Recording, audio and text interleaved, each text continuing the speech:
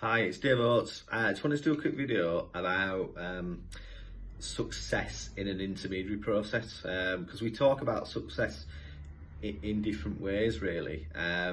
Firstly, we talk about the trace aspect of things. So, can we find the person that you're looking for? Which we're really proud to say we are really good at, and we nearly always find the correct person that you're looking for. So that's not often the kind of main issue. Finding people is something that we're good at and can usually do for most people. The next thing is then what is the outcome, and is that successful? And that really depends on your hopes and expectations as the person that's looking for somebody, as to what success might look like. And for some people that would be a face-to-face meeting and getting to know somebody and building a relationship, but that's quite a huge step to jump to, we find, for most people. And it really depends what the hopes and expectations are at the start of the process. And so some people will come to us saying, I want to find a child that I'd adopted in the 60s. I want to know that they're okay, that they're alive, that they're well, and that will be reassuring just to know that. So sometimes we can get to the stage of doing our research, finding out information about somebody that we don't share with our clients, but we just say, yeah, we found the person that you're looking for. They appear to be alive and well, and have a family, and things that would really help reassure them, put their minds at ease. And then that we might still go on and contact somebody.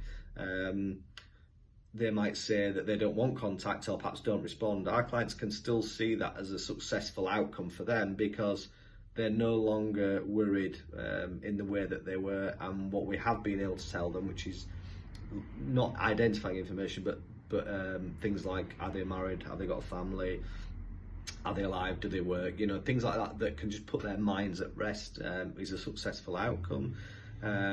We also look at the other way around as well. We work for a lot of adopted adults looking for birth parents who perhaps are doing it not so much for themselves. They feel they're doing it because they're worried that their birth family might worry about them, particularly birth mums, where if they feel that they were forced into an adoption, which is often the way when we're talking about adoptions from the 50s and the 60s, where society dealt with unmarried mothers in a very different way to how we might today, that they just want to let them know that things turned out well for them and that they don't need to worry.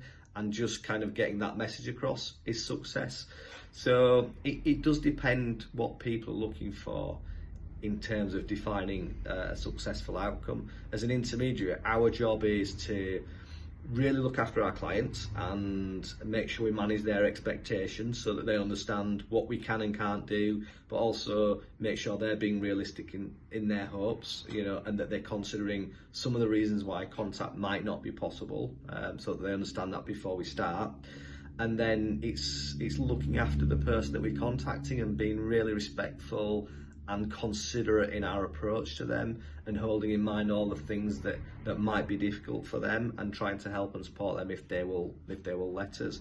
It's not our job to tell people what to do or convince them to do something they don't want to do. We won't ever do that. We will only try and set up the right environment that will allow for a positive result if that's possible.